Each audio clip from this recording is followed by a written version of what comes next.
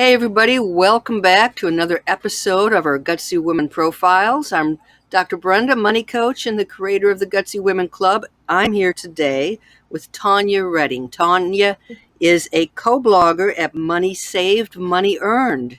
Welcome, Tawnya. I'm really happy that you're here. Oh, thank you. I'm really happy to be here.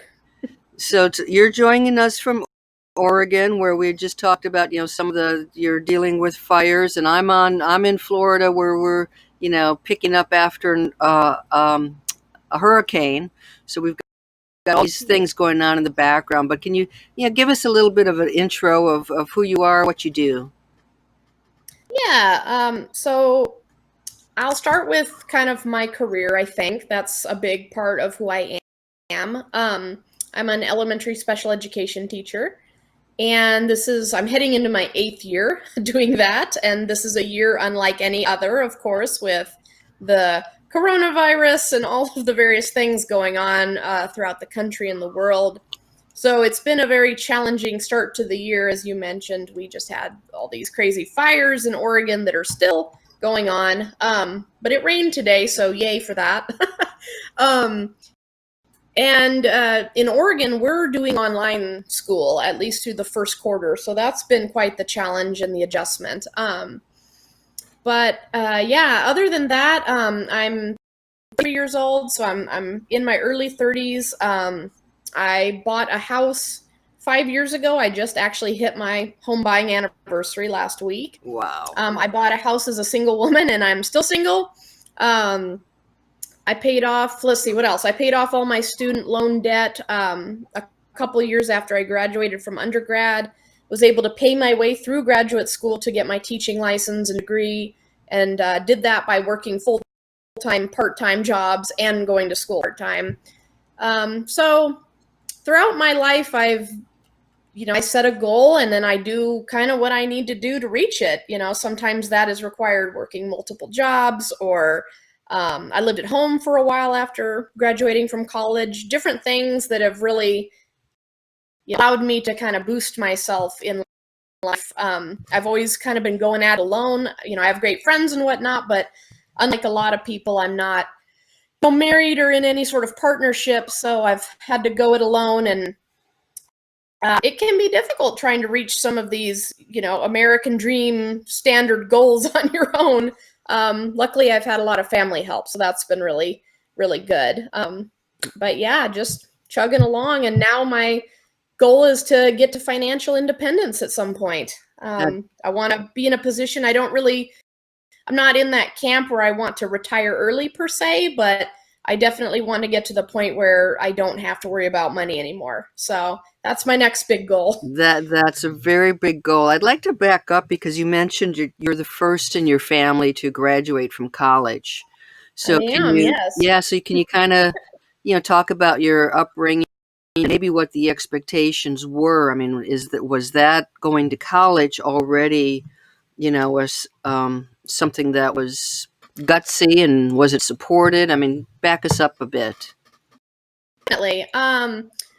So going back to my grandparents, on both sides of my family, they were in the generation where, you can work hard, and if you're working hard and you're sticking with it, you're gonna probably get a pretty good job and make a decent living.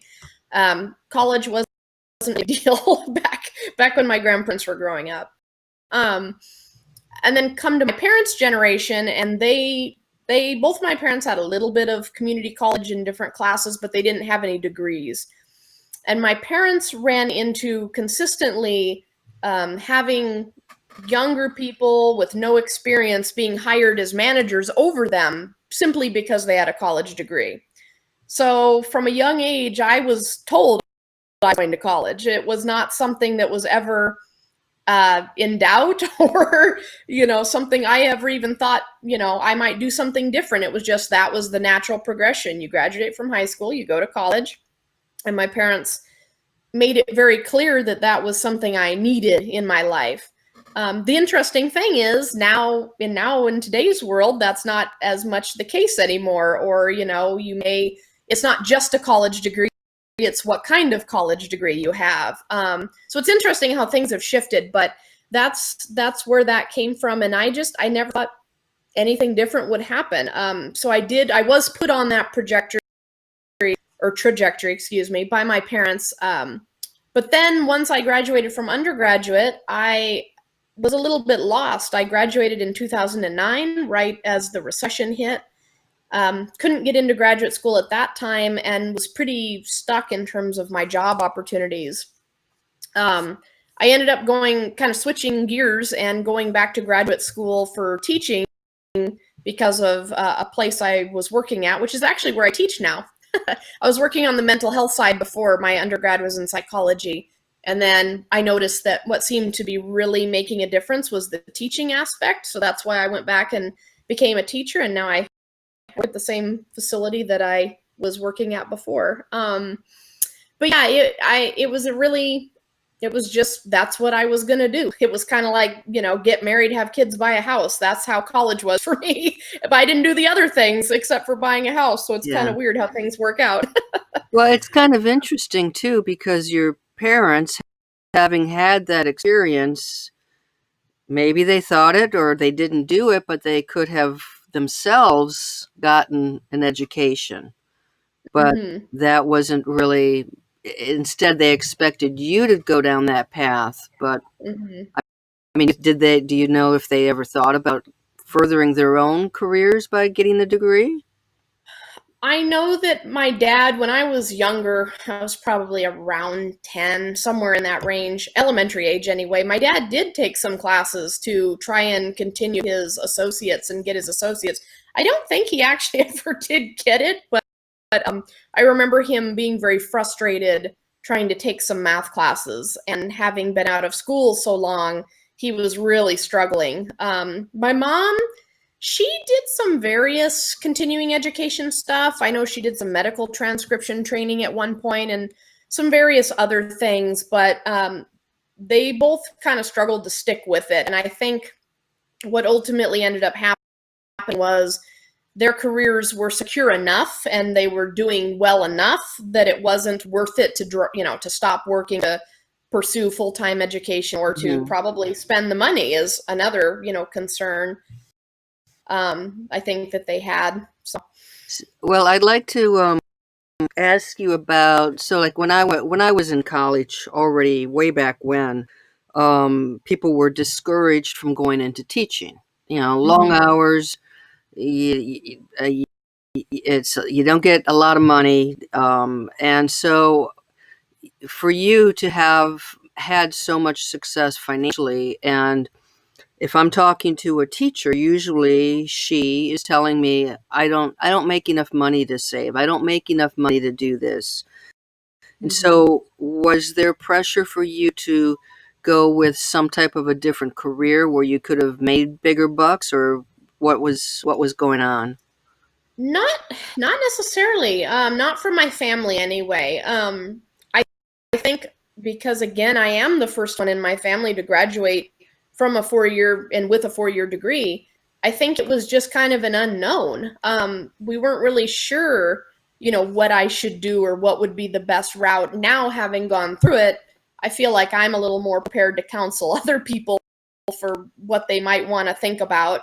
But I think my parents were just kind of the mindset, hey, you got a degree and you got it made. And, again, now that's not the case. When they were 30 years old, it was more the case, not anymore, as younger people are finding out, unfortunately. But I will say I do sometimes think about it myself. Teaching was not what I set out to do. I actually wanted to be a psychiatrist or a psychologist.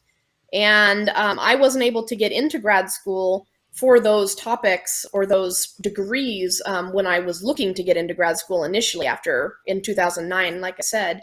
And I was very discouraged. That was the first time I hadn't been able to accomplish something I'd set out to do. And I really was struggling to get in. I couldn't afford to pay 40 grand a year for a graduate degree that was going to take me 4 years to do. And I didn't want to get into the crazy student loan debt that we see a lot of people getting into. Right.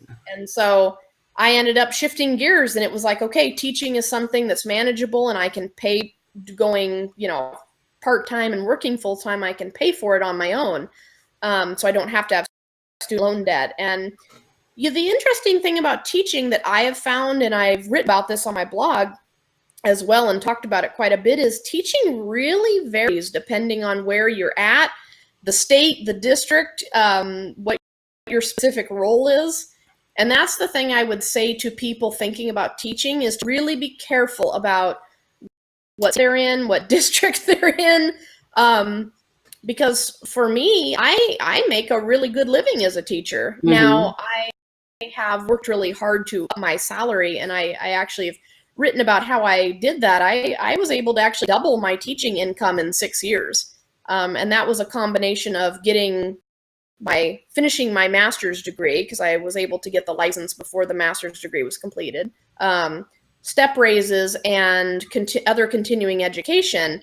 But I'm now at the top of the pay scale in terms of credits, not in terms of years yet, but in terms of credits. So I'm getting paid probably, I mean, I haven't looked recently, but probably about 10 grand more than someone else in my exact same position doing my exact same job, who just has less continuing education credits to their name. Yeah.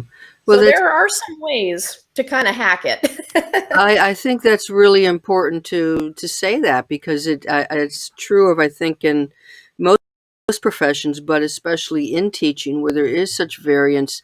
The other thing, I mean, I know that you've got the financial blog, and it's not just about finances, it's about your balance, it's about your life. And so for you to be able to do something that you enjoy doing and you feel like you're contributing, which I'm sure you are, that is something that, I mean, I keep going back to that book, Your Money or Your Life. You're probably familiar with that one. And it's like, how much sacrifice do you make personally, and maybe even value-wise, to make more money? So it's, right. So that's, I think, important for people to know, that it's not. And I think it's also true too, like, you didn't get here by inheriting a bunch of money, or No. so you worked your way through grad school. I did, yes. And I do want to say, though, before I continue on, and acknowledge that I did have a lot of help in terms of, I was able to live at home after I graduated from undergrad. I actually stayed at home. Let's see, I want to make sure I get this right. I stayed home almost 6 years, and was able to pay down now I did pay rent, and I helped around the house and everything. Of course, it wasn't a completely free ride, but it was cheaper than had I been renting a place. So I did stay home. I'm grateful to my parents for that. Another thing that I was really helped by, my parents took out quite a few loans for my undergraduate. So that was another reason I was able to pay my portion off more quickly, is because they had taken out a big chunk as well. So I had less than a lot of people do. And then staying at home allowed me to put all my money toward my student loans.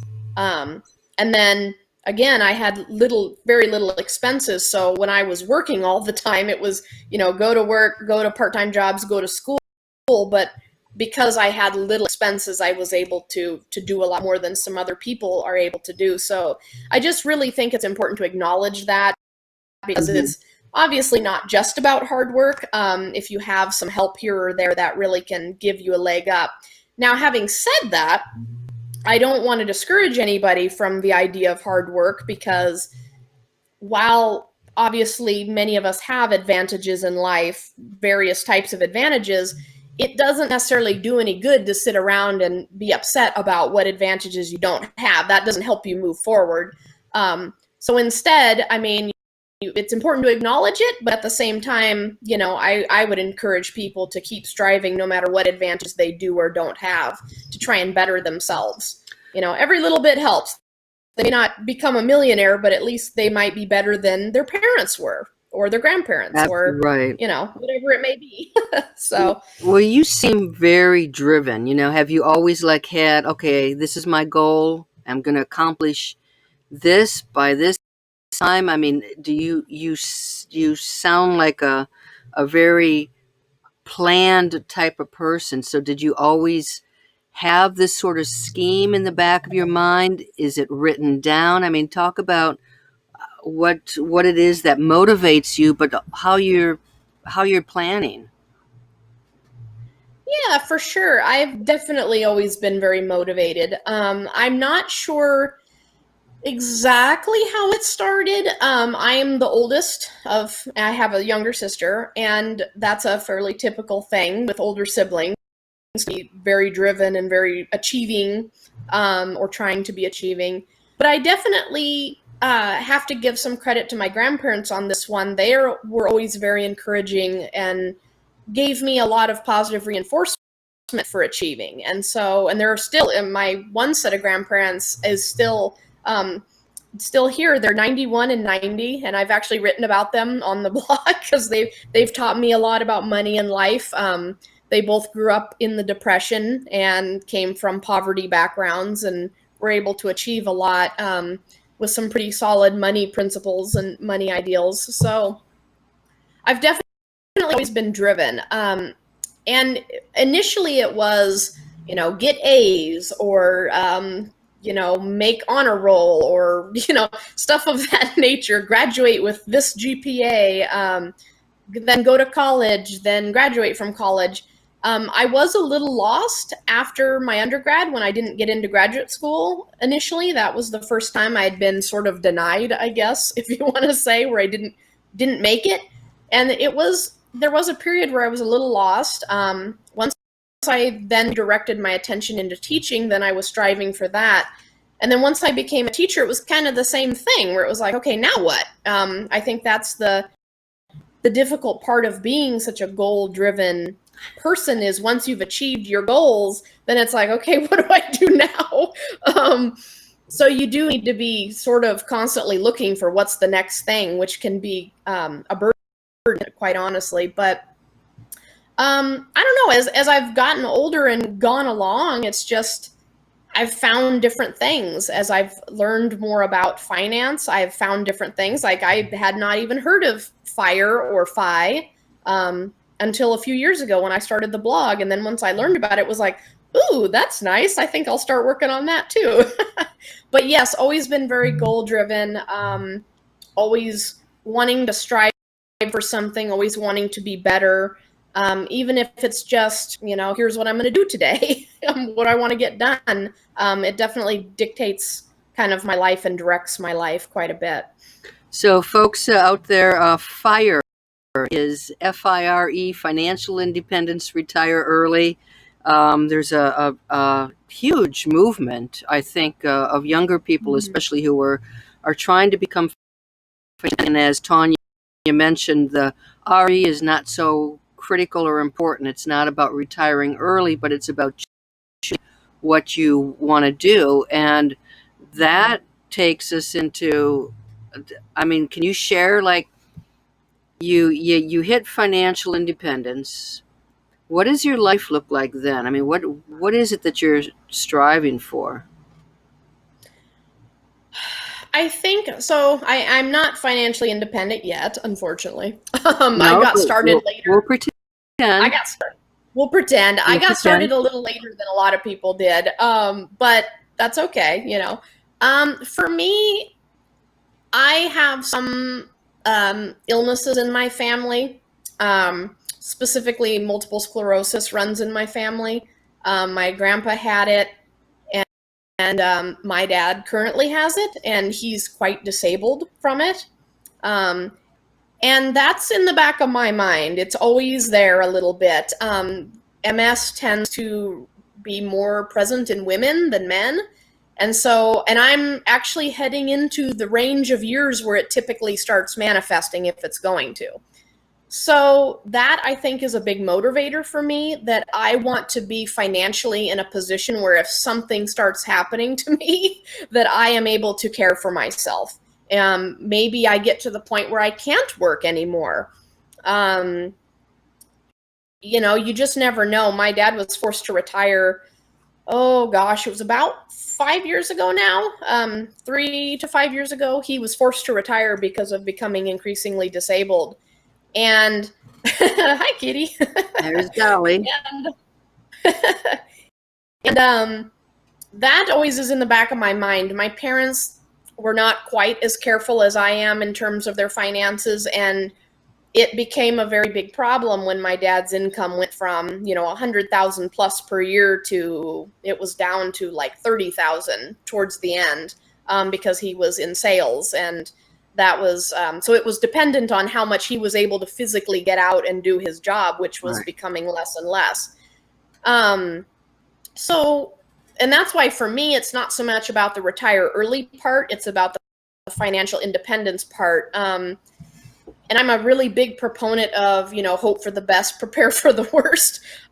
You just never know what's going to happen. And maybe things will be fine, and maybe they won't be. Maybe it wouldn't be MS. Maybe it's cancer. I mean, I actually just, not to be morbid on this show, but I actually just had a really close friend of mine pass from COVID just a few days ago, and she just retired like a year and a half ago and was getting ready to try and enjoy her retired life. And then this happens, and it's like, you just never know. So I want to try and put myself in the best position, especially being single currently, and not expecting any sort of big inheritance. I would rather have people be alive than have their inheritance, of course. But, I would rather just put myself in the best possible position to deal with anything that comes my way.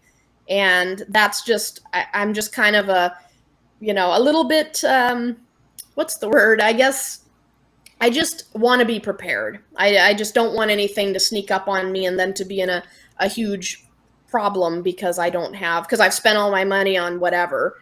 I've heard that medical debt is actually a big problem in this country, and that's something that really puts people in the hole, is unforeseen medical debt. And I just don't want to be there if I can help it. So I'm trying to plan for everything I possibly can. So that's my main kind of driver for the financial independence piece. In terms of what I will do, I will probably as long as I'm still healthy, I'll probably start enjoying my life a little more, taking more trips and things like that. I love to travel, and I travel hack and whatnot, but I'll probably let loose a little bit more if I can reach financial independence and everything's still going good. But I just want to have that security. That's the main thing. It's really interesting because I'm single too, and I have a single friend, and we would go back and forth because I would be like, she would be like, "You make all this money, why don't you spend more?" And I'm like, "I have everything that I need. I don't need to spend it. I'd rather save it." And her approach was like, well, I could die tomorrow, so I'm going to spend it all. And so it's interesting because you have such different perspectives. But being single, um, it can be more difficult, but I think that there are some real positives about it because you're in charge. I mean, Definitely. you only have the one income. That of course is the scary part. But you don't have a partner who has different spending ideas. So that's Definitely. yeah. Well, don't they say money is one of the biggest, conflict topics in relationships? So It is. It you're is. definitely right on there. You don't have as much to fight over, I guess, or to differ on. However, I will say I think at this point in my life, now when I was younger, not as much, but at this point in my life, any partner I would be involved with would have to have similar interests, or it would just not work. I'm right there with you. I totally get it. Absolutely. Yeah. So let's say, things are going really well. Where's your first trip to? You Oh, my dream trip. I'll tell you my dream trip. I don't know about my first trip exactly because I'm so frugal I would have a hard time dropping the money for this. But my dream trip is an overwater bungalow in the Maldives. So Wow. eventually maybe I'll get there. How did you come up with that? I'm not really sure. I guess living in Oregon, although although the last month or two it's been super dry, which is part of the fire problem. What Oregon typically does best is rain, and I've always really enjoyed getting away to beach destinations. I mean, we have a beautiful beach here, but it's not warm typically. And I've seen pictures of people in these overwater bungalows where you just look out and it's just beautiful blue ocean, and you've got, like a glass floor or something, so you're looking at the fish. And I just think that would be the ultimate trip, to just walk out your door, your little door, bungalow door, and jump in the ocean and just hang out on the deck all day. It just sounds like bliss to me. I have no doubt you will accomplish that. I read somewhere, like, I don't know where this came from. So if you're standing in a grocery line, like the old days when you actually could, be with the foot of another person, um, and and if there's a stranger there, they would rather talk to a stranger about sex than money. Oh, goodness. I It, wouldn't. but money is still a taboo subject. Yeah. I don't, I mean, I have friends. Um, Cats are time to play, and people just don't talk about money. It's all very private and very secretive. So by having this blog, I mean, are you getting people to I think open up more about the particulars of their finances and the mindset that keeps them from achieving so much? Yes and no. My approach to, I mean, in terms of on the blog and virtually, it's somewhat of an echo chamber in a way, because on Twitter and on Facebook, communities where you and I connected, we're joining these communities with a lot of like-minded people. So everyone's talking about money and it's fine. So I would say, for the people reading the blog, I hope that we're giving them some information and some things that will be helpful to them. In terms of interacting online, I don't think we're getting there, just because, again, we're interacting mostly with people like us. But in my personal life and my friendships and other people I interact with on a day-to-day basis, my approach has been more, I'm not someone who's like, hey, how's your money going? Or, and try to be invasive about it, because people are, touchy. They don't really want to get into specifics. But I will talk about different things I've earned. Or, for example, I had some colleagues last year, several colleagues, in fact, who bought houses. And because I have been through that and am, first-time homeowner myself, I just kind of would ask some questions like, hey, what about this? Or, make sure you ask your lender about this, because this is something that might come up. And then once people kind of knew they had been through it, then they would start talking a little bit more about it, and be willing to talk about it more and be more open, because it's like, oh yeah, I didn't think of that. Thank you. What else should I know? I've also talked a lot with my colleagues about increasing their income, kind of what I was talking about earlier with the continuing education. And I've said, hey, did you know that you can make $5,000 more if you have 15 more college credits, things like that. And you talk about making more money, people are more willing to listen, I feel like, than when you're talking about not spending money or not making money. But I just kind of look for opportunities to open up the topic anywhere I can. And I try to do it in a, just a friendly, hey, did you know about this? Or what do you think about this way? And people have been very receptive to it. I haven't gotten to the point where people are telling me everything to do with their finances. But I think as long as I can, offer helpful things, when people are receptive to it and when they might be needing it, that's all you can do, really. And then I always, of course, tell them, hey, I've got this blog. You should check it out. Here's the link. And then, maybe they'll go on and look at a few articles and go, oh, okay, maybe I should think about that a little more. So that's how I approach it. I'm always open about my own stuff. I know people I think some of the hesitation sometimes is that people don't want, they're maybe afraid of hackers or people targeting them. Like, I know that's come up in the personal finance Twitter sphere of people publishing income reports and net worth updates, and people being concerned, well, gosh, if you're publishing that you have a $2 million net worth, you're going to be targeted, So I think that is also a concern. People get worried about that kind of stuff. But I mean, whether it's the specifics we're talking about of their finances or not, I think just talking about money topics is helpful. So Yeah, it is. I mean, so in terms of like side hustles, do you have summers off? yes, I do. I typically do. I did not have this summer off.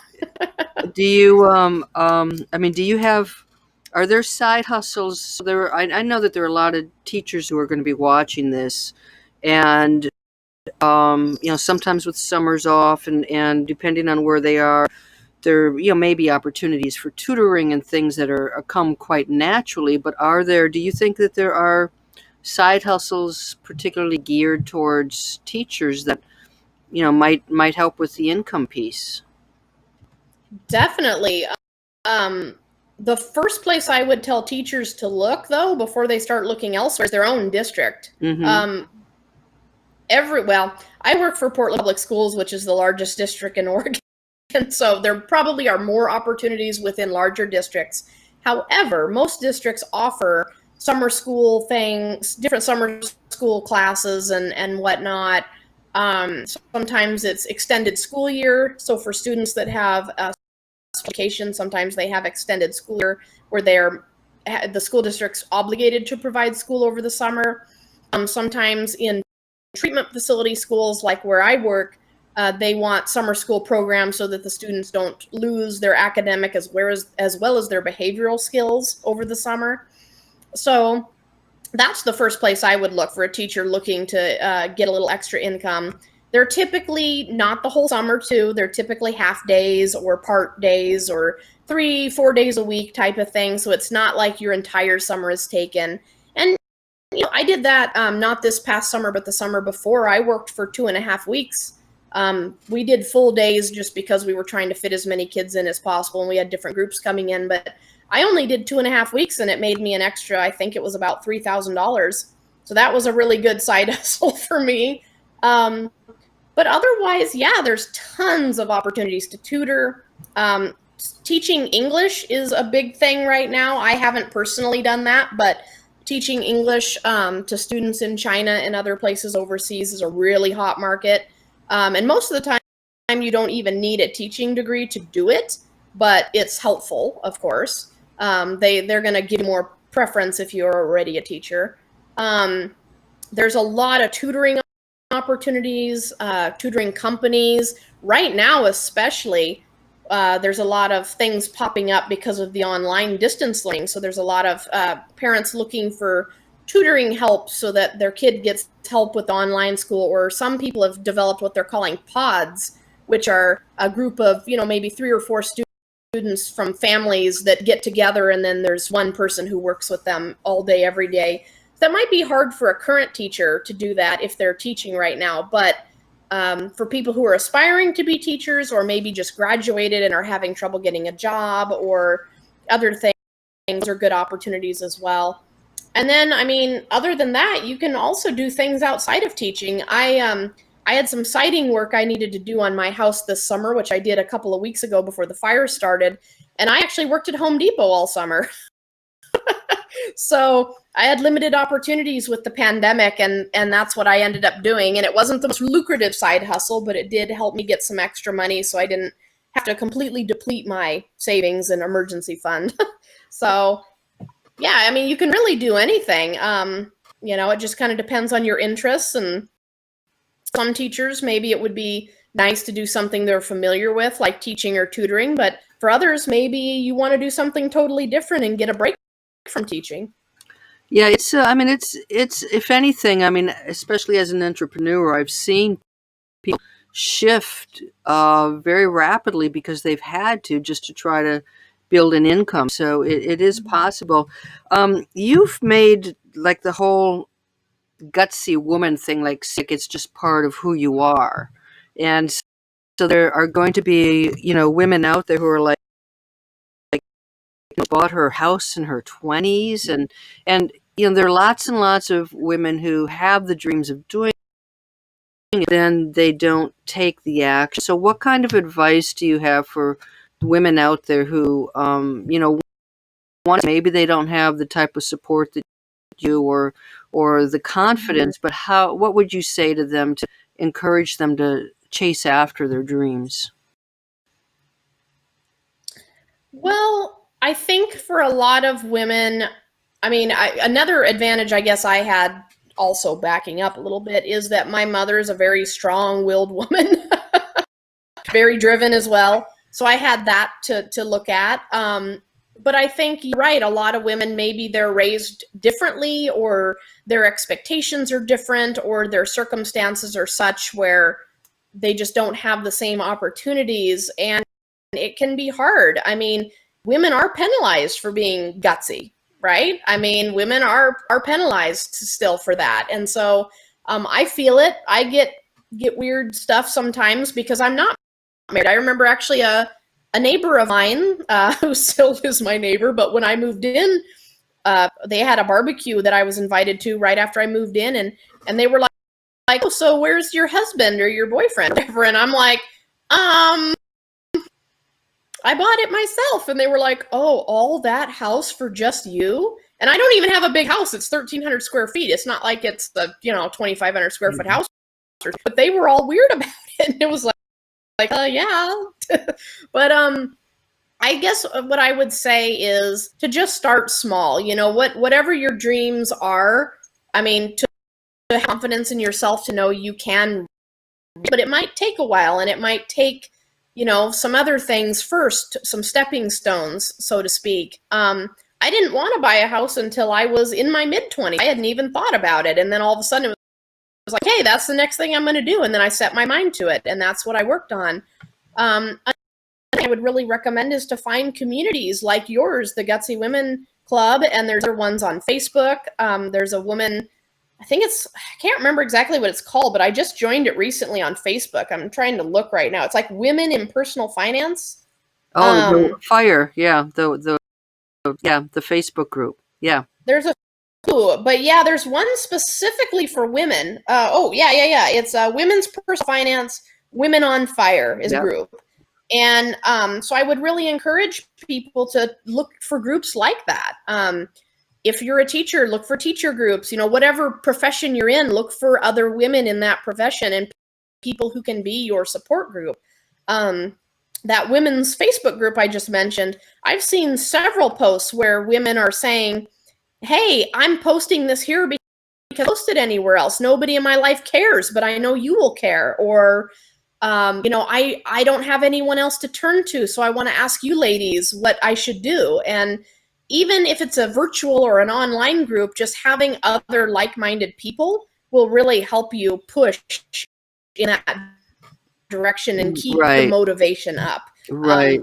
You may not get from your family or your friends, but if you've got some community that's supportive, that will help you quite a bit. Well, the other piece that draws so many women into that group is that most of the personal finance groups are very male-dominated. And if you ask a question, they might come right out and say, well, that's a really stupid question, or they begin attacking you. Yep. And the women's groups tend to be a safe place, knowing that, a lot of us haven't grown up learning about investing, for instance. This has been really great. I'm going to close out, and then if you can hang on when I do that. So folks, we are going to wrap up. This is Tawnya Redding, who blogs at MoneySavedMoneyEarned. And this has been a wonderful, wonderful interview, a discussion. So thank you so much, Tawnya. You're so welcome. Thank you for having me. Okay, so folks, that's going to be it for the Gutsy Women Club. Until next Wednesday, take care.